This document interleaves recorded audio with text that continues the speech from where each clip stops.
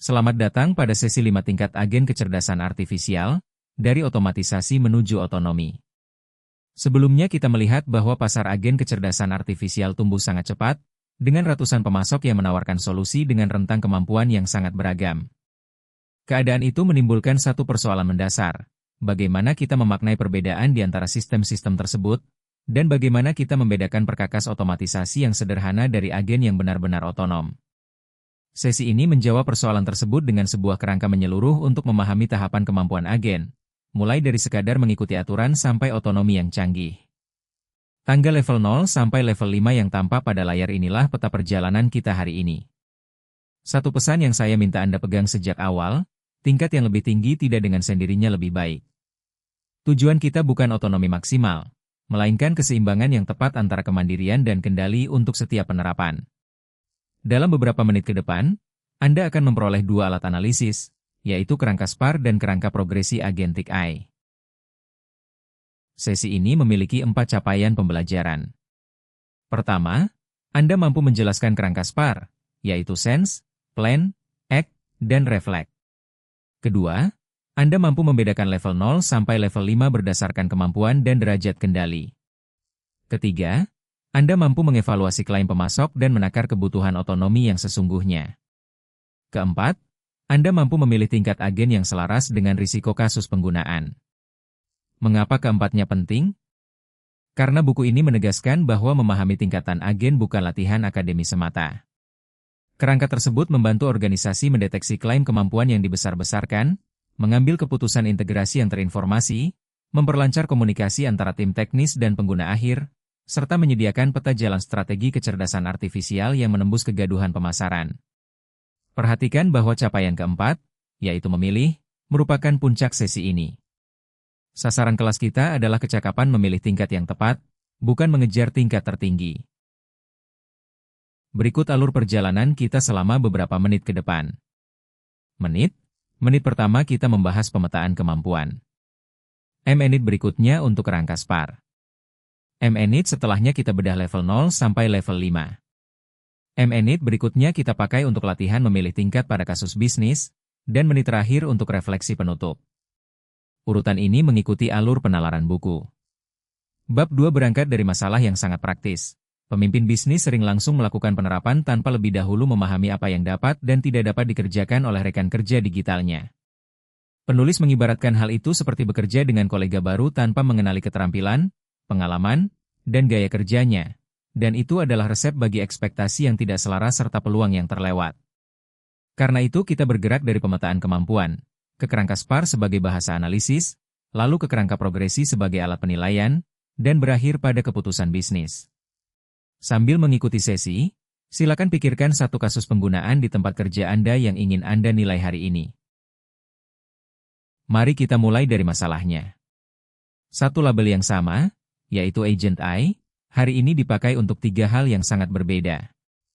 Yang pertama adalah otomatisasi, yang berjalan menurut aturan tetap dan pemicu yang telah ditetapkan.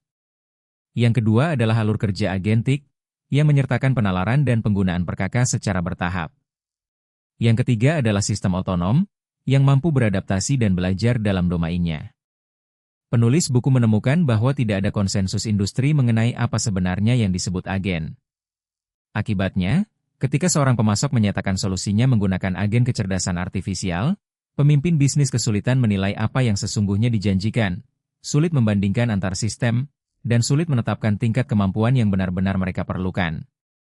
Buku juga mengingatkan bahwa klasifikasi biner, agen atau bukan agen, gagal menangkap nuansa kemampuan sistem sehingga melahirkan ekspektasi yang tidak realistis, atau sebaliknya justru meremehkan potensi sistem. Karena itu, 3 pertanyaan pembeli yang tertera di layar bersifat wajib. Apa yang dapat dilakukan sistem ini? Seberapa baik ia melakukannya? Dan dengan kendali apa? Selisih ekspektasi lahir dari label, kejelasan lahir dari pemetaan kemampuan.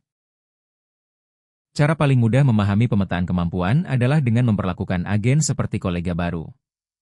Ada 4 pertanyaan yang harus kita ajukan. Keterampilan, yaitu apa yang dapat dikerjakannya. Gaya kerja, yaitu bagaimana ia memecahkan masalah. Batasan, yaitu kapan ia memerlukan bantuan. Dan dukungan, yaitu kendali serta data apa yang dibutuhkannya. Buku menjelaskan bahwa ketika menerima anggota tim baru, kita tidak sekadar menyerahkan tugas lalu berharap hasil yang baik. Kita menanamkan waktu untuk memahami kemampuannya, menilai kekuatan dan kelemahannya, serta mempelajari cara bekerja bersama secara efektif. Melalui wawancara, diskusi, dan uji praktik, kita mengetahui bukan hanya apa yang dapat ia kerjakan, tetapi juga cara ia berpikir, cara ia mendekati masalah, dan di bagian mana ia memerlukan dukungan. Pendekatan yang sama bersifat krusial untuk agen kecerdasan artifisial. Meskipun kolega digital ini mampu mengolah informasi dengan kecepatan dan skala yang luar biasa, ia memiliki karakteristik, keterbatasan, dan cara berpikir yang khas. Memahaminya bukan hanya soal menentukan tugas yang akan didelegasikan, melainkan soal membangun kemitraan yang memaksimalkan potensi manusia dan mesin sekaligus. Intinya, uji tuntas dilakukan sebelum pemberian tugas, bukan setelah terjadi insiden. Sebelum kita memetakan agen, mari kita lihat dahulu bagaimana manusia bertindak. Gambar ini diambil langsung dari buku dan memperlihatkan alur input, think, plan, act, outcome, dan reflect. Penulis sengaja memilih contoh dari kehidupan sehari-hari. Kita mulai dengan menetapkan apa yang perlu dikerjakan, misalnya memasak makan malam. Selanjutnya kita menghimpun masukan, yaitu memeriksa bahan yang tersedia. Kemudian kita menimbang pilihan dan menentukan pendekatan terbaik, misalnya membuat spaghetti. Setelah keputusan diambil, kita menyusun langkahnya, seperti mendidihkan air dan menyiapkan saus. Dengan rencana yang jelas, kita melakukan tindakan, yaitu memasak hidangan itu. Sesudahnya kita menilai hasilnya, memetik pelajaran, dan melakukan penyesuaian untuk kesempatan berikutnya, misalnya mengurangi garam. Rangkaian ini membentuk lingkar umpan balik yang berkesinambungan untuk perbaikan. Kerangka SPAR yang akan kita bahas dirancang untuk mencerminkan lingkar inilah. Perhatikan bahwa nilai terbesar lingkar ini justru terletak pada tahap refleksi. Tanpa refleksi, tindakan hanya berulang tanpa perbaikan. Sekarang kita masuk ke kerangka SPAR. Akronim ini terdiri atas 4 kemampuan. Sense, yaitu menghimpun data, pemicu, dan konteks. Plan, yaitu menalar, menimbang pilihan, dan menyusun langkah. Act, yaitu memanfaatkan perkakas dan mengeksekusi tindakan. Dan reflect, yaitu menilai hasil serta memperbarui pendekatan. Nama SPAR dipilih penulis secara sengaja. Seperti seorang rekan latih tanding dalam olahraga tarung, agen kecerdasan artifisial terus berinteraksi dengan lingkungannya dan menyesuaikan diri terhadapnya. Penulis juga kerap menautkan penjelasan SPAR dengan kendaraan otonom, bukan semata karena mobil swakemudi menarik, melainkan karena kendaraan itu merupakan contoh sempurna agen kecerdasan artifisial yang sedang bekerja. Keempat kemampuan ini adalah kemampuan fundamental yang menentukan cara agen beroperasi di lingkungannya. Satu catatan penting mengenai batas kerangka ini. SPAR menerangkan apa yang dilakukan agen, tetapi belum menerangkan seberapa baik agen melakukannya. Untuk menilai mutunya, kita memerlukan kerangka progresi tingkat yang akan kita bahas setelah ini. Ini adalah diagram SPAR, mari kita lihat dan baca bersama secara runtut. Semuanya berangkat dari tujuan yang ditetapkan pengguna. Lalu masuk ke sense, yang menghimpun data dari beragam sumber, mendeteksi pemicu, dan memelihara konteks. Berikutnya rencana dan alasan, yang menalar untuk menyusun rencana langkah demi langkah, menimbang pilihan, menetapkan prioritas tindakan, dan mengordinasikan sumber daya. Kemudian act, yang memakai perkakas yang tersedia untuk melaksanakan tindakan dan memperbarui sistem. Hasilnya, dianalisis pada tahap belajar dan beradaptasi untuk mengevaluasi kinerja dan menyempurnakan pendekatan. Ada 2 hal yang perlu ditekankan. Pertama, tujuan membingkai seluruh siklus. Ketika Anda memasukkan tujuan ke dalam kendaraan otonom, Anda sedang menetapkan sasaran, persis seperti ketika kita memberi objektif kepada sebuah agen. Kedua, agen memelihara apa yang penulis sebut jendela konteks jangka pendek, serupa dengan cara mobil swakemudi melacak kondisi jalan dan kebutuhan navigasi terkini. Perlu diingat pula, refleksi pada diagram ini bukan catatan pasif. Ia harus memengaruhi rencana berikutnya. Dan setiap siklus semacam ini wajib memiliki syarat berhenti yang tegas agar tidak berjalan tanpa batas. Kita bedah kemampuan pertama, yaitu sense. Di sisi masukan, agen menerima data terstruktur, dokumen dan teks, antarmuka pemrograman aplikasi dan basis data, sinyal serta pemicu, dan jendela konteks. Di sisi lain, ada 5 pertanyaan bisnis yang harus kita ajukan. Data apa yang boleh dilihat agen? Seberapa mutakhir data tersebut? Apa yang tidak teramati olehnya? Bagaimana mutu masukannya? Dan pemicu apa yang layak dipercaya? Buku menerangkan sensing melalui analogi mobil swakemudi yang menyusuri jalan kota. Kamera, radar, dan sensornya terus-menerus menghimpun data mengenai lingkungan sekitar, mulai dari posisi kendaraan lain sampai isyarat lalu lintas dan kondisi jalan. Cara kerja itu sangat mirip dengan agen kecerdasan artifisial di lingkungan digital. Sebagaimana kendaraan otonom perlu memahami lingkungannya secara menyeluruh, agen harus mampu mempersepsi ruang kerja digitalnya. Ia menghimpun data dari beragam sumber, mendeteksi pemicu penting, dan memelihara kesadaran atas konteks operasinya. Titik rawan pada tahap ini adalah titik buta. Apa yang tidak terindra tidak akan pernah masuk ke dalam rencana. Karena itu ingatlah bahwa masukan yang buruk dapat menghasilkan tindakan yang tanpa logis namun sesungguhnya salah. Mutu sensing menentukan batas atas mutu keputusan. Kemampuan kedua adalah rencana, plan. Di layar tampak 5 tahapnya: menafsirkan tujuan, membangkitkan pilihan, mengevaluasi kendala, menetapkan prioritas tindakan, dan mengalokasikan perkakas. Buku menjelaskan bahwa setelah kendaraan otonom mengetahui tujuannya, ia tidak langsung melaju tanpa perhitungan. Ia mengolah data peta, mempertimbangkan pola lalu lintas, dan mengevaluasi beberapa kemungkinan rute. Tahap perencanaan itu mencerminkan dengan tepat cara kerja agen kecerdasan artifisial. Agen tidak melompat ke eksekusi, melainkan lebih dahulu mengolah informasi yang tersedia untuk mengambil keputusan yang terinformasi tentang cara mencapai objektifnya. Contoh yang dipakai penulis adalah perpindahan lajur. Mobil swakemudi tidak membanting kemudi secara mendadak. Ia menilai kecepatan dan posisi kendaraan di sekitarnya, menghitung momen optimal untuk berpindah, dan memastikan manuver itu dapat diselesaikan dengan aman. Demikian pula agen melakukan penalaran untuk menyusun rencana bertahap, menimbang pilihan, menetapkan prioritas, dan mengordinasikan sumber daya. Jadi, perencanaan yang baik bukan sekadar menyusun daftar langkah.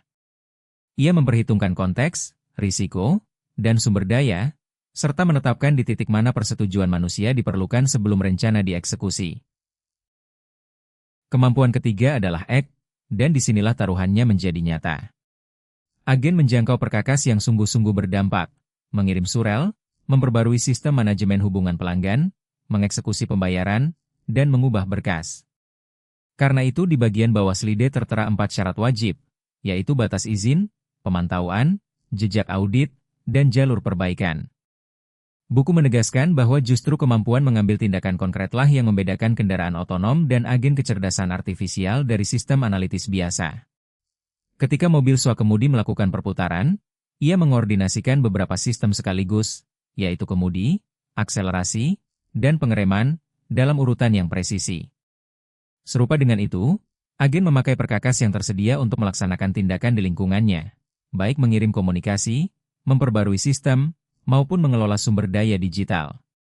Keduanya juga memantau tindakannya secara waktu nyata dan melakukan penyesuaian agar tetap sejalan dengan objektif. Ada satu syarat tata kelola yang ditambahkan penulis dan sangat penting kita catat. Ketika terjadi gangguan pada kendaraan otonom, biasanya tersedia operator manusia jarak jauh yang dapat mengambil alih dan menyelesaikan masalah.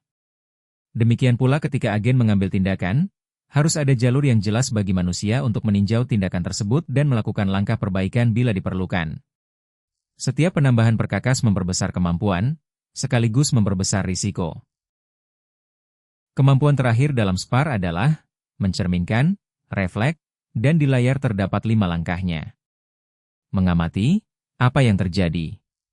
Membandingkan, apakah hasilnya sesuai dengan tujuan dan indikator kinerja. Diagnosis, mengapa hasilnya berbeda. Memperbarui, apa yang perlu diubah. Dan ingat, apa yang layak disimpan. Buku menyebut refleksi sebagai kemampuan paling canggih, baik pada kendaraan otonom maupun pada agen kecerdasan artifisial, yaitu kemampuan belajar dan menyesuaikan diri dari pengalaman. Ketika mobil swakemudi menjumpai pekerjaan perbaikan jalan atau kemacetan padat, ia tidak sekadar melewati situasi itu. Ia dapat memasukkan informasi tersebut ke dalam basis pengetahuannya untuk memperbaiki perjalanan berikutnya. Kemampuan reflektif inilah yang membuat kedua sistem menjadi lebih baik seiring waktu. Agen dapat mengevaluasi kinerjanya, menganalisis hasil, dan menyempurnakan pendekatannya berdasarkan apa yang paling berhasil. Penulis menyebut hasilnya sebagai memori operasional, yang membantu agen bekerja lebih efektif pada situasi serupa di masa depan. Namun memori itu menuntut kendali mutu dan aturan retensi, khususnya untuk data pribadi dan data rahasia. Dan ingat prinsip ini, refleksi yang tidak mengubah perilaku hanyalah pencatatan.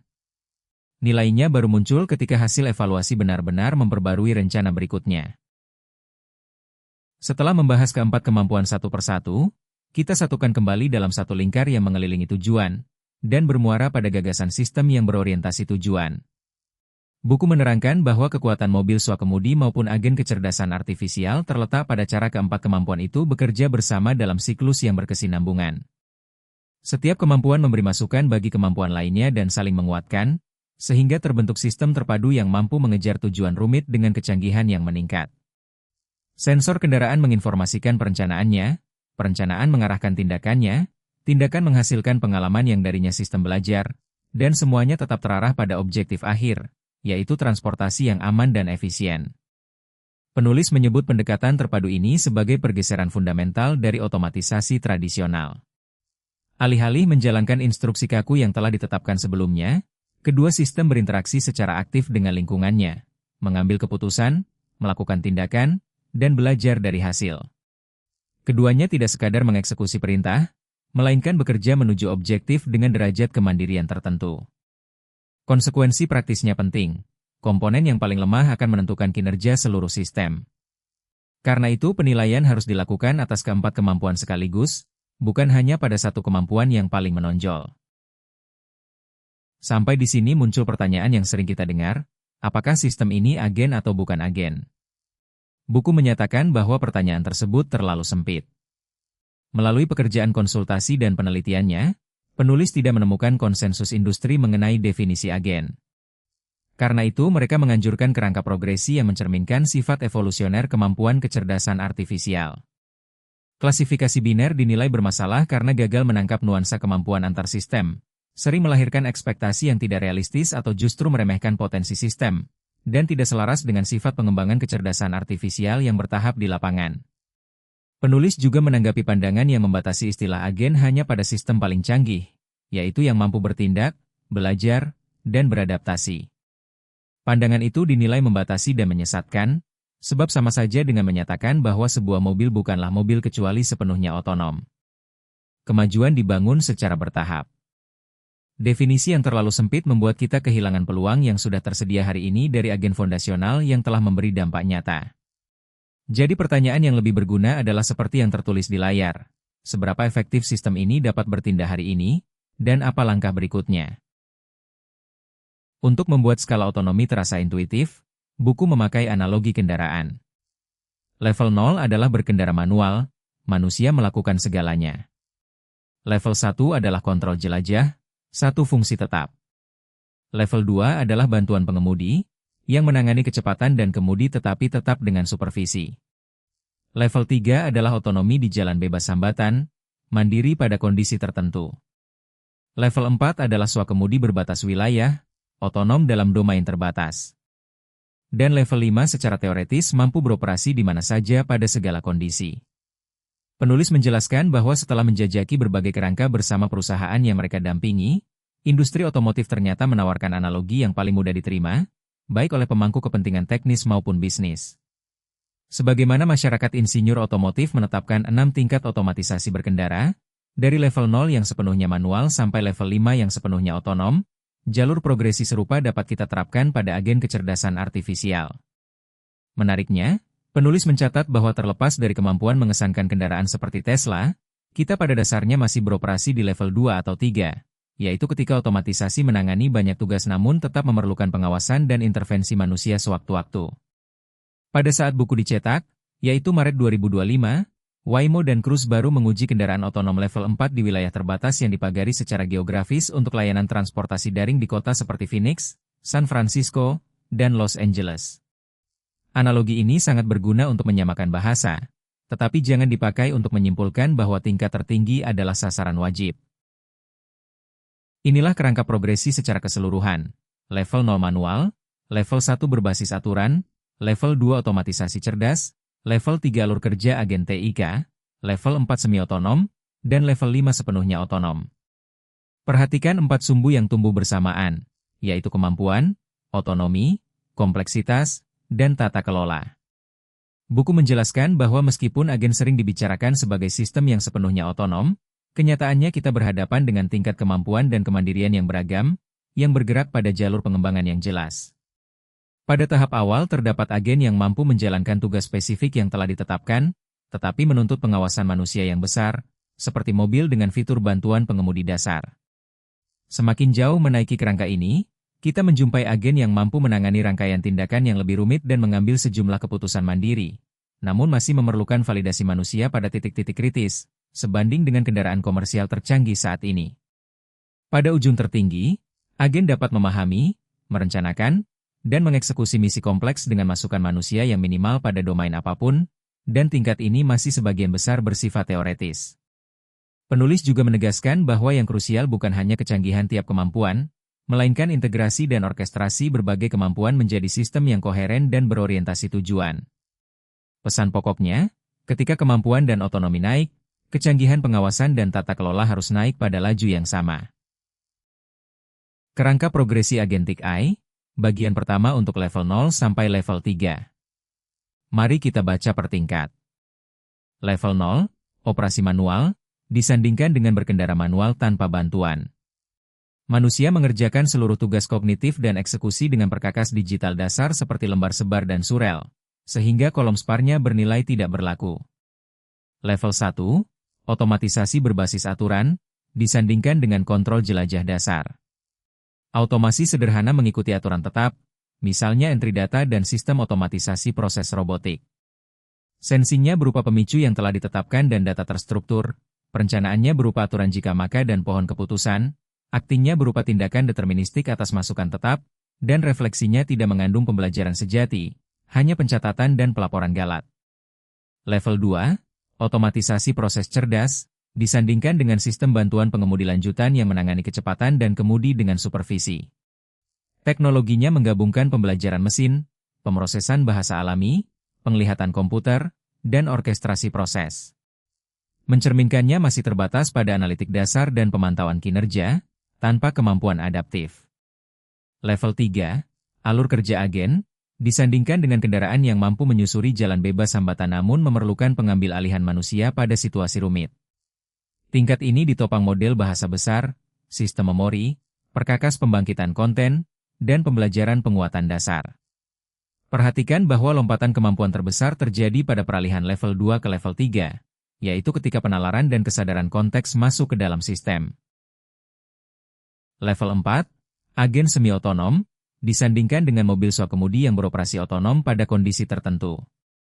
Agen bekerja mandiri dalam keahlian yang telah ditetapkan, menyesuaikan strategi, dan belajar. Teknologinya berupa penalaran dan perencanaan lanjutan, adaptasi waktu nyata, serta penalaran kausal.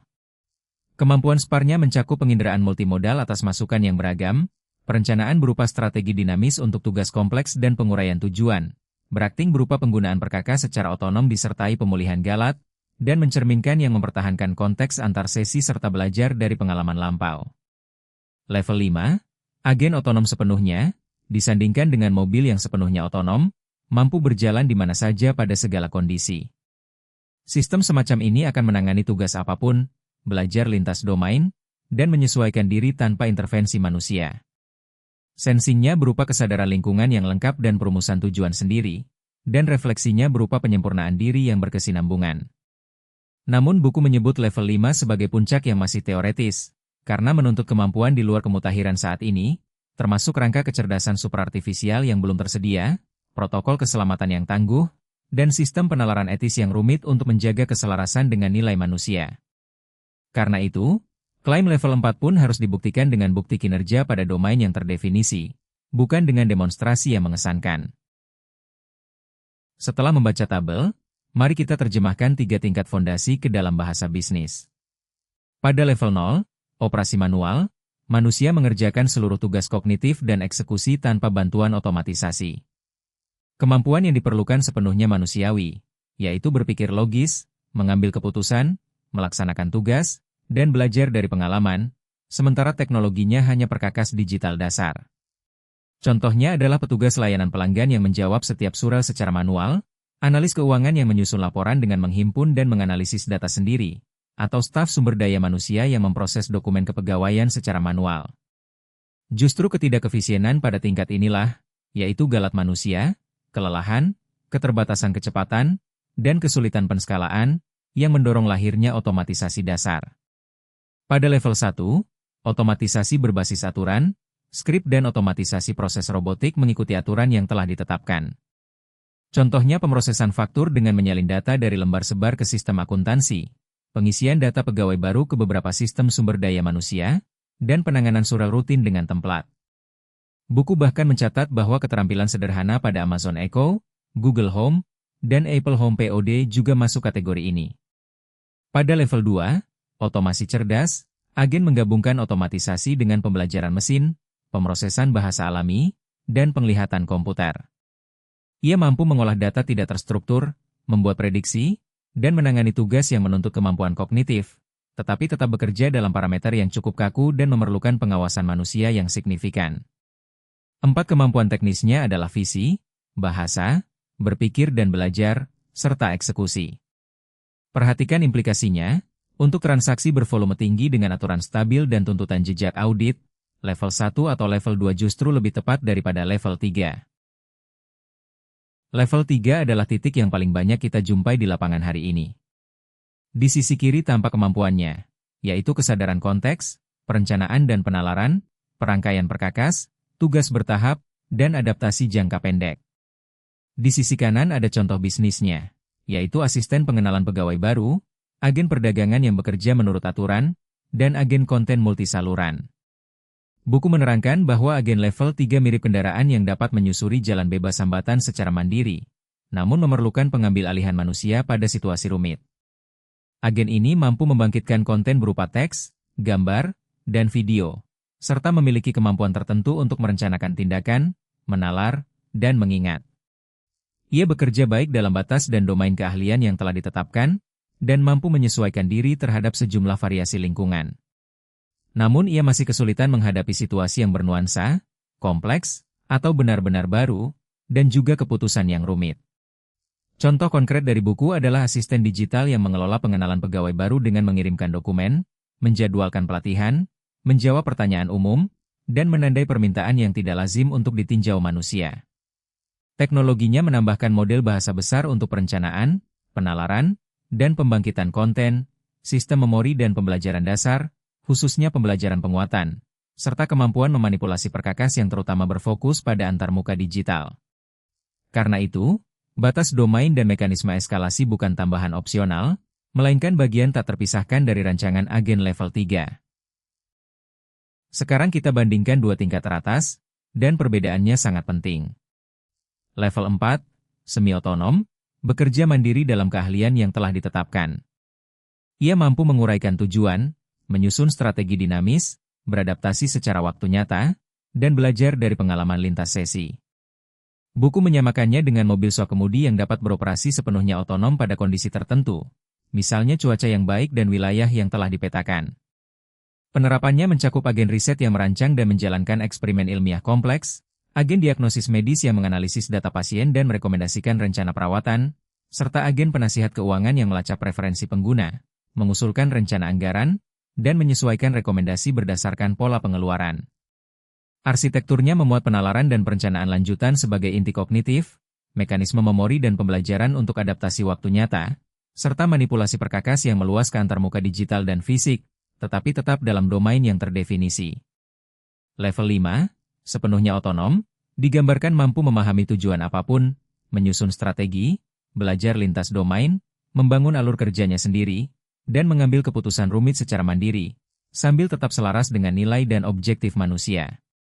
Buku menegaskan status tingkat ini masih teoretis, karena memerlukan sistem memori canggih, mekanisme pembelajaran mutakhir, protokol keselamatan yang tangguh, dan penalaran etis yang belum tersedia secara memadai. Pesan praktisnya, Jangan menyamakan demonstrasi yang mengesankan dengan otonomi yang andal pada segala kondisi. Lalu di mana posisi kita hari ini? Buku menyatakannya dengan jelas, saat ini sebagian besar agen kecerdasan artifisial di pasar beroperasi pada level 2 atau level 3, dengan beberapa sistem terspesialisasi mencapai level 4 pada domain yang sempit. Sebagaimana kendaraan yang sepenuhnya otonom, agen level 5 tetap menjadi sasaran masa depan, yang membangkitkan kemungkinan menarik sekaligus pertanyaan penting mengenai kendali, keselamatan, dan pengawasan manusia. Penulis juga menegaskan bahwa evolusi ini bukan semata soal menambah kadar otomatisasi.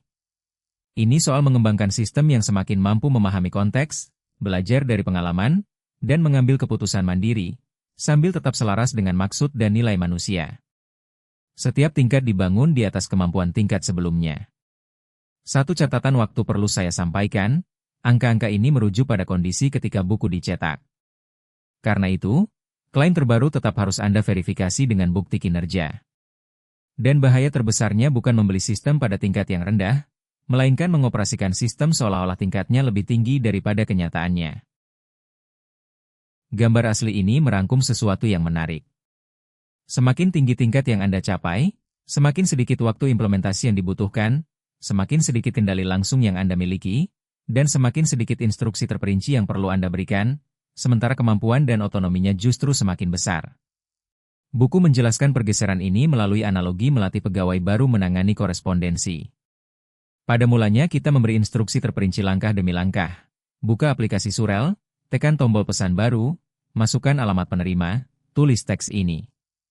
Seiring bertambahnya pengalaman, instruksi kita menjadi lebih luas, misalnya menyusun tanggapan atas pertanyaan klien dengan tetap menjaga nada profesional. Akhirnya kita cukup mengatakan agar ia menangani komunikasi klien dan menjaga mereka tetap terinformasi. Pola yang sama berlaku pada agen. Pada level 1 dan 2, setiap tindakan harus dirinci.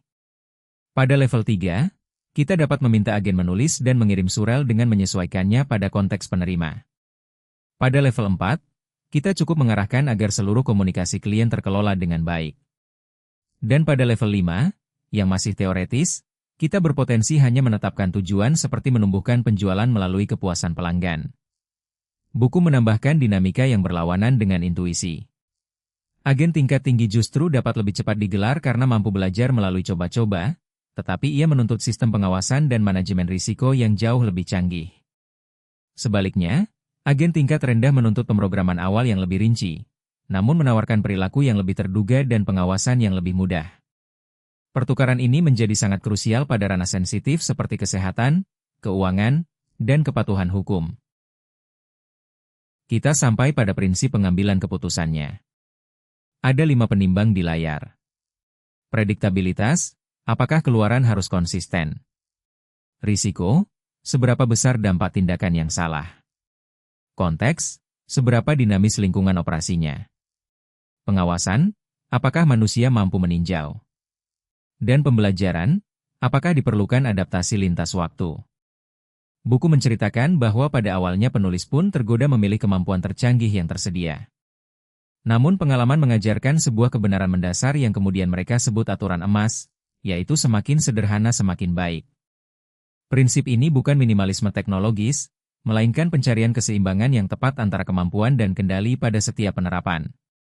Penulis menegaskan bahwa kerangka progresi ini bukanlah model kematangan konvensional yang menempatkan tingkat lebih tinggi selalu lebih baik.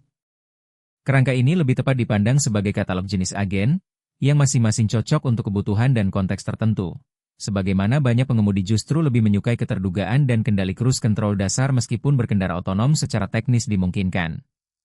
Contoh konkretnya, sebuah perusahaan jasa keuangan dapat memilih agen level 1 atau 2 untuk pemrosesan transaksi, karena keterdugaan dan jejak audit sangat penting, namun menerapkan agen level 3 untuk layanan pelanggan, karena kemampuan beradaptasi dan kesadaran konteks lebih bernilai daripada kendali yang ketat. Buku juga menganjurkan memulai dari tingkat rendah, agar organisasi membangun keakraban dalam lingkungan yang terkendali, mengembangkan mekanisme pengawasan dan tata kelola, memahami implikasi praktis setiap tingkat, menciptakan pagar pembatas yang memadai, serta menumbuhkan keyakinan dan kompetensi organisasi. Jadi, naikkan otonomi hanya ketika kendali, bukti kinerja, dan kompetensi organisasi ikut naik. Sekarang giliran Anda mempraktikannya. Kita punya 3 kasus. Kasus A, entry faktur, dengan volume tinggi, aturan yang stabil, dan tuntutan audit yang ketat. Kasus B, layanan pelanggan, dengan konteks yang beragam dan tersedianya jalur eskalasi. Kasus C, rekomendasi medis, dengan dampak yang tinggi dan kewajiban tinjauan pakar. Silakan berkelompok, dan setiap kelompok menghasilkan 5 keluaran. Tingkat yang dipilih, kemampuan SPAR minimum yang diperlukan, bentuk kendali manusia, indikator kinerja, dan syarat untuk menaikkan tingkat. Latihan ini merupakan penerapan langsung anjuran buku, bahwa kunci implementasi yang berhasil terletak pada pemilihan tingkat yang tepat bagi setiap penerapan. Keluasan memilih tingkat otonomi justru merupakan kekuatan utama kerangka ini, karena memungkinkan organisasi menyelaraskan kemampuan agen dengan kebutuhan, toleransi risiko, dan persyaratan regulasinya. Sebagai rambu, jawaban yang wajar mengikuti contoh buku, entry faktur pada level 1-2 karena keterdugaan dan jejak audit menjadi prioritas.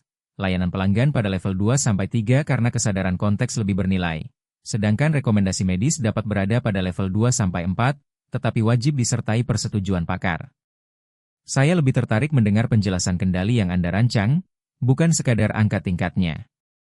Pertahankan tingkat serendah mungkin selama kebutuhan bisnis tetap terpenuhi. Mari kita tutup dengan 6 gagasan yang perlu Anda bawa pulang. Pertama, SPAR menerangkan bagaimana sebuah agen bekerja. Kedua, sense, plan, act, dan reflect harus terintegrasi. Ketiga, level 0-5 adalah sebuah progresi, bukan label biner. Keempat, pasar saat ini terutama berada pada level 2-3.